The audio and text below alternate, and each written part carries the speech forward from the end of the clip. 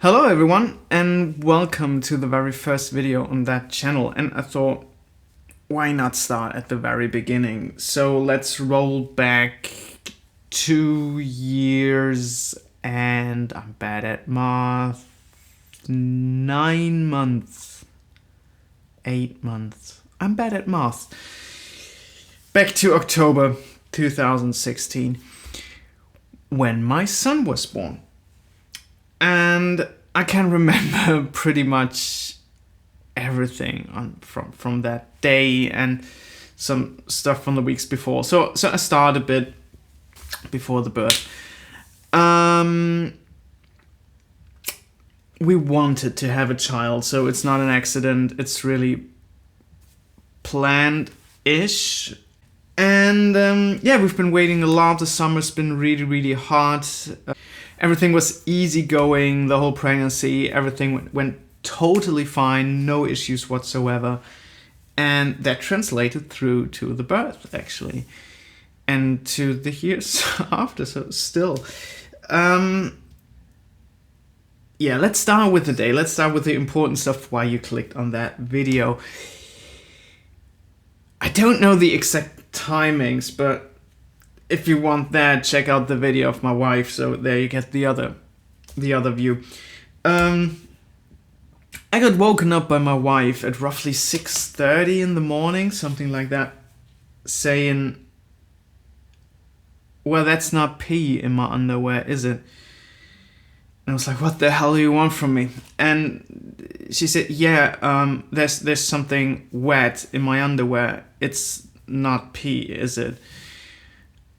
And all that came to my mind was smell on it. I've no idea what I expected, but I did. And I said, well, no, it doesn't smell like pee.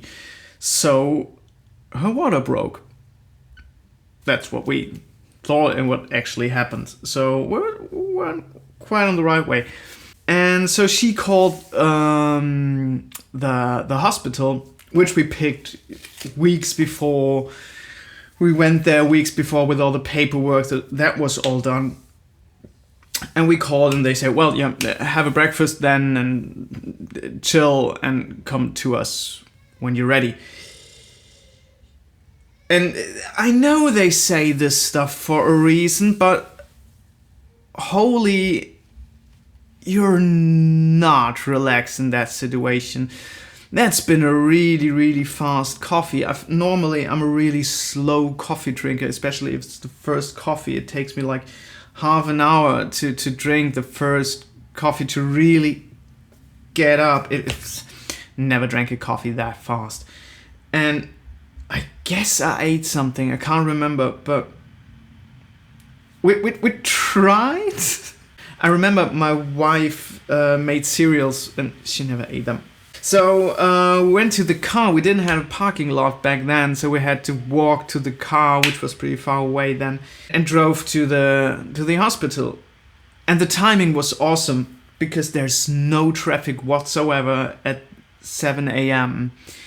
They all come just a bit later to drive to work, so we had clear sailing on the way there. It's like 10 minutes to drive because you have to drive around. You can walk there in half an hour or something. So anyway, searched for a parking spot, found one, and which was not quite official. I don't know.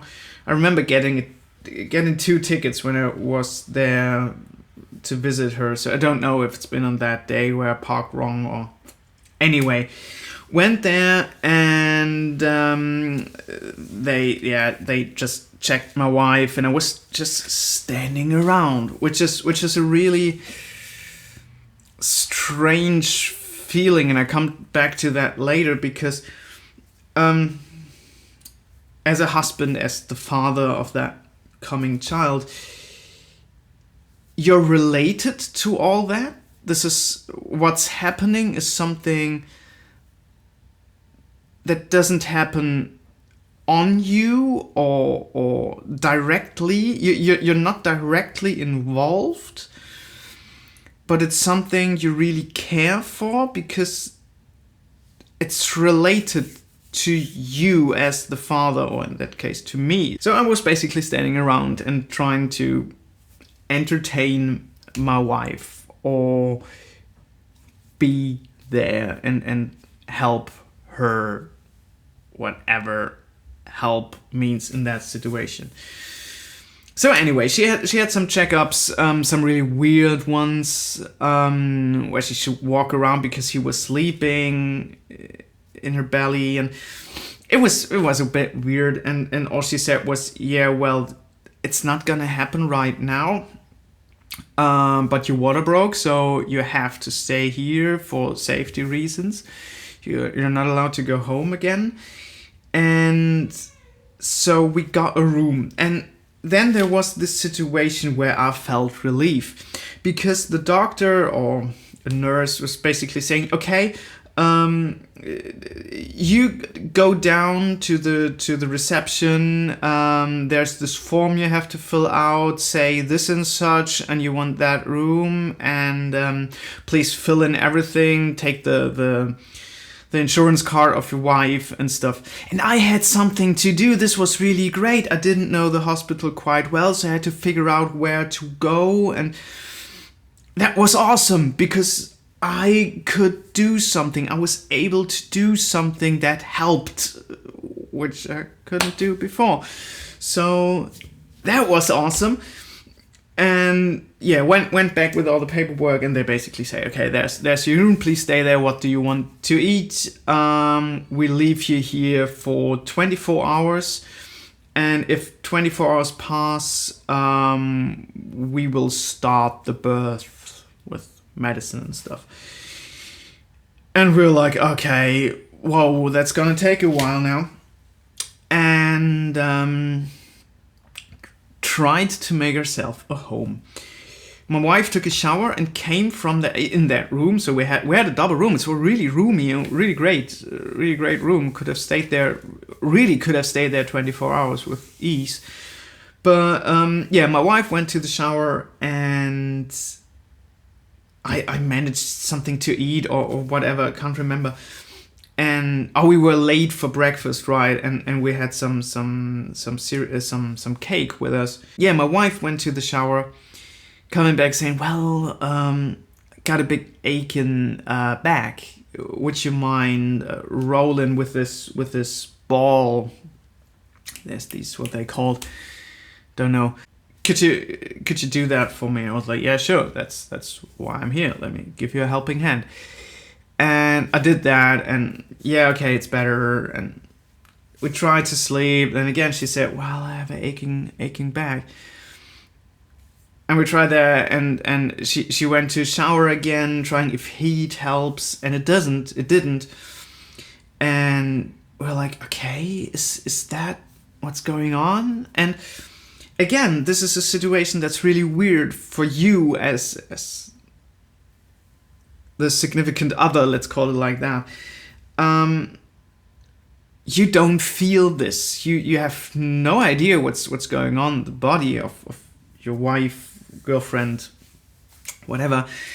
So just guessing, total guessing what's going to happen. And you can read as much as you want. You can watch so many YouTube videos like that. You will not have an idea in that very moment what's really happening and what's gonna happen, because it's so individually different. And I know so a lot of stories that none of that will help. But anyway, watch that video. Yeah, and she was like, "Oh, I guess it's starting. Something is going on." And we had to be back at the doctor by 12 o'clock. And we went there a bit early, saying, "Well, there's something going on." And again, they made some checks, and they said, "Okay, well, looks like it." So my wife got this CTG, where they listened to the heartbeat of the child and stuff.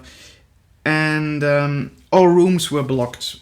So she had to take a seat, actually, in the hallway of this birth station. And that was really awkward. and I didn't like that at all. And time went by really, really slowly, and it started to ache more and more. She was holding my hand and pressing faster every time, or harder every time, and the intervals got shorter and shorter.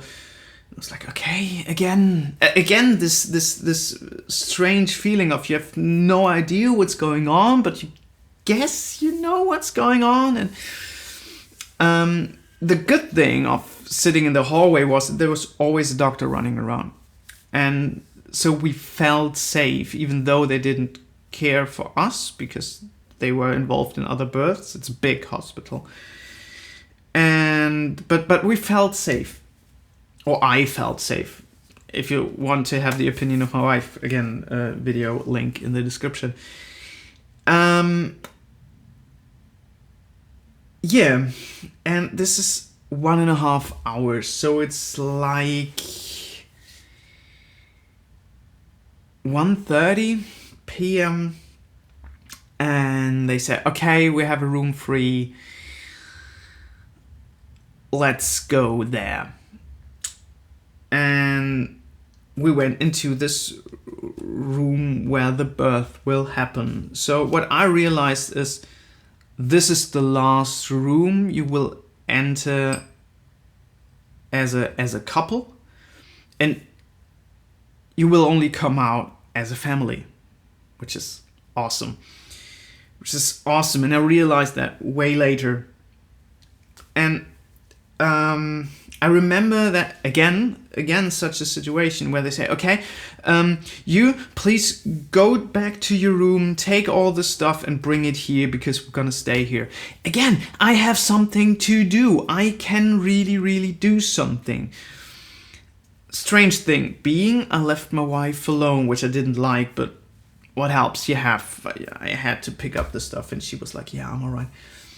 And we talked about the birth long before, and she said, okay, there might be the moment where I'm not really capable in making decisions. Can you please be my speaker? Let's put it like that. And then I tried to understand if she wanted some painkiller medicine. And I just said to the nurse, can we have something? And they put like paracetamol, I don't know if you know this, which is really the lowest thing you can get, and they just put it in there. But again, I don't want to go into the details, you can watch them on my wife's channel, but again, this was a situation where I could help. Because everything else was holding hand and getting your hand squashed. That's it. And that's a bit weird and a bit strange, but that's the way it is. Anyway, it got more and more intense, and I went out finding a doctor and a midwife saying, well, it gets intense now, can you please come and look after my wife? And they were like, yeah, we're coming. I think there's been a shift change or something. Don't really know. But we're coming. And I'm like going back to my wife saying, okay, they're coming. Everything will be fine.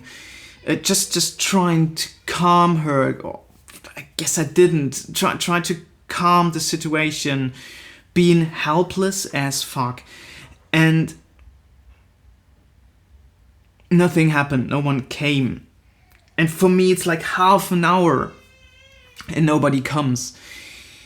And I went out again saying, well, can someone please come? I guess I've been totally unpolite, which I'm really, really sorry for. But there was just, my head was on alarm mode, and yeah, adrenaline and everything you go through there. And then a lovely, lovely doctor came. She was really, really awesome. And a different midwife. And they were awesome. They were really, really awesome. And everything from then on is just a really, really quick thing that just happened, and I don't want to go into details. But there's again a moment I'd like to share with you, because I'm skipping over because again, I'm not directly involved. I was just standing around watching. So you better watch a video of a mom telling you what's really happening, because this is what you're gonna see. And I was just standing there holding hands and telling her to breathe. That's all I did. And yeah, then my son came out, and all I did was crying. That was all I was capable of, as far as I can remember. But found myself really fast, because I think I realized it's still an intense moment. You can't be selfish right now. You have to be there for your wife and for your son, and try to manage the situation, because no one else can except for the doctor and the midwife, which does a great job, and it's awesome. And they asked me if I want to cut the umbilical cord. I don't. No, I don't. No. This is something that's been in the body of my wife. No. And there's something connected to my son. No. I'm not gonna cut this. They were like, okay, not my pleasure. And yeah, a bit joking about me. And then something awkward happened. And it wasn't dangerous at all. It's just awkward. My wife was bleeding a lot, and the doctor tried something. I didn't watch that. I was with my wife and my son. And then she said, well, I think we have to do an operation there. It's just a quick one. Will be like 1.5 hours max. And will take place in the operational place, and it will be anesthetic. And so you're the one taking care of your son right now for the next 2 hours. I'm like, what? What the fuck? Because all I thought back then was, okay, he gets born and then he gets to his mother and stays there, and I'm just watching this, and all fine because it's their business. And then I was really, really involved. And they packed him, they cleaned him, and gave him to me, saying, take care of him. And we're gonna show you the station where they're gonna stay, and the bed where they're gonna sleep and stuff. And I was overwhelmed, because that wasn't expected for me. That was totally unexpected. And I had this light, cute thing on my arm, which I was related to, and I still am. I mean, but that was totally surreal. And my wife got her narcotics and was like away. Seriously, she was away. She was pulled out of the room to get her fixed, and I was left with my son and a lot of lovely. It was just one doctor, but a lot of lovely midwives, really, really taking care of us. And that was awesome in hindsight. Back then it was really stressful. And we came to that station where they're gonna stay for a week. I was the only guy there. I was the only man there on my own.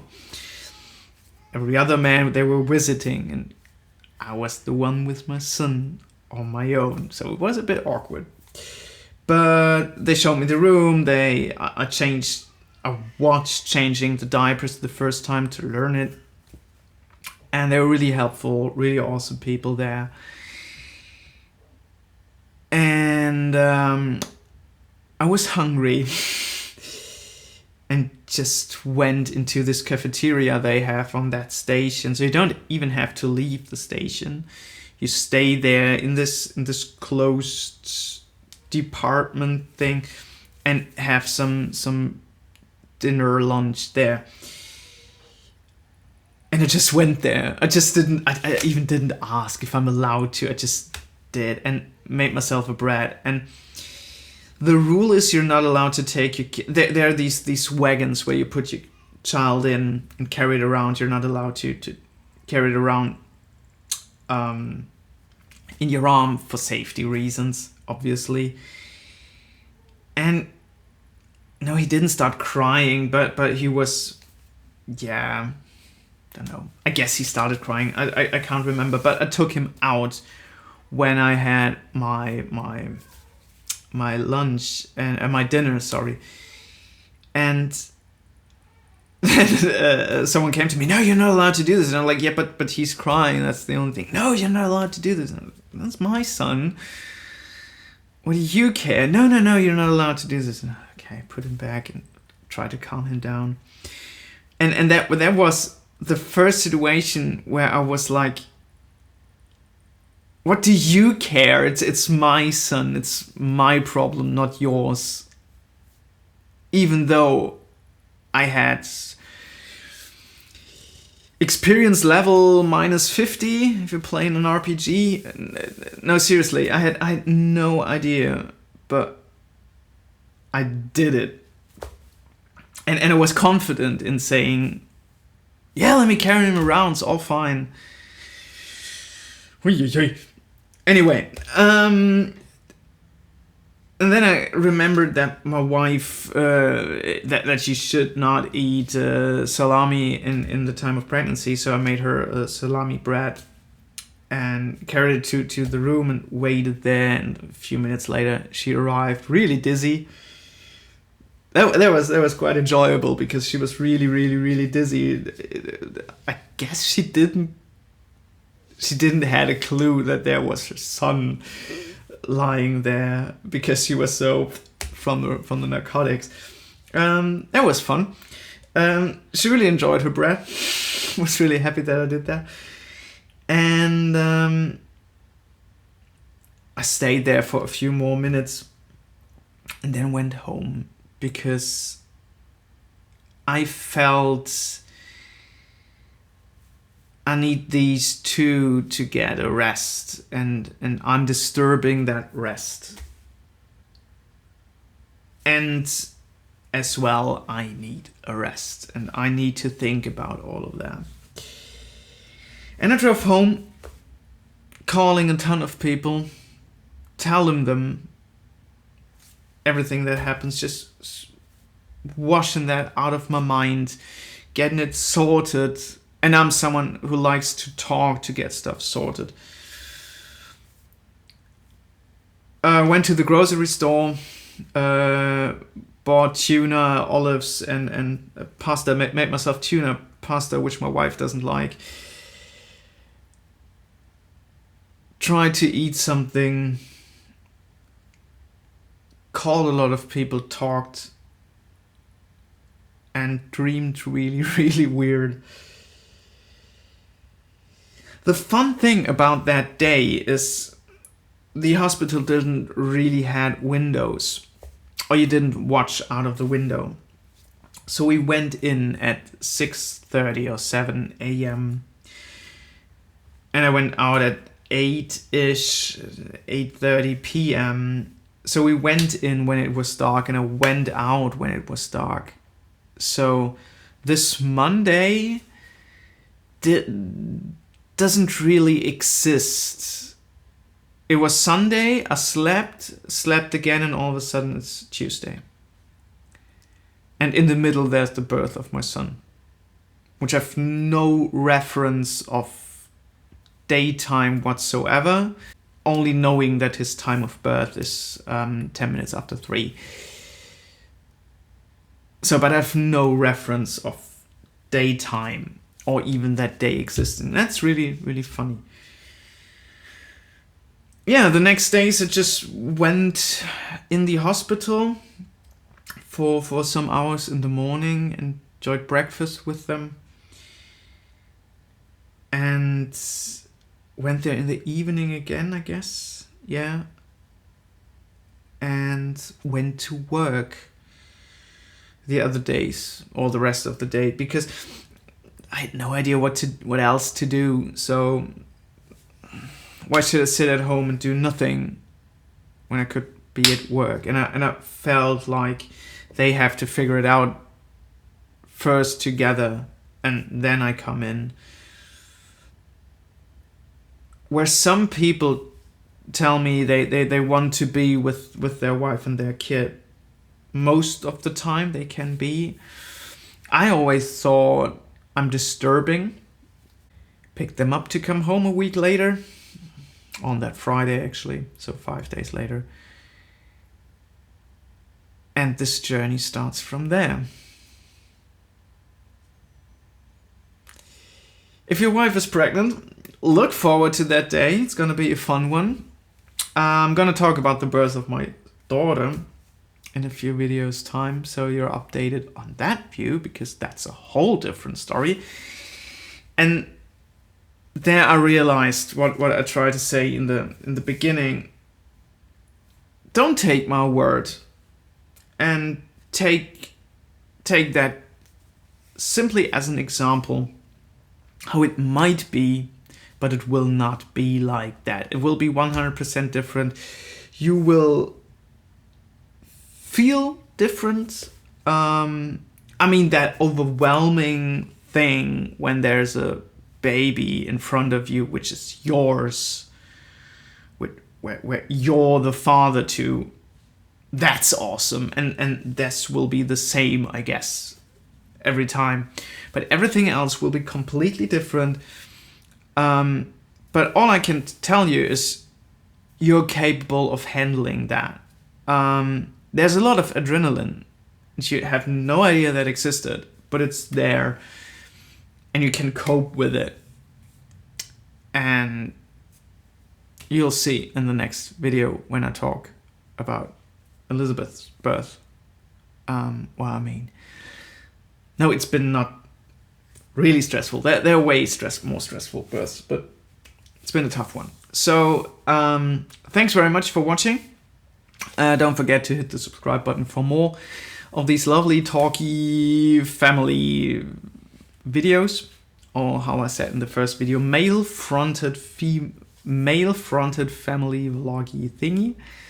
Thanks ever so much for watching. See you next week. Bye bye.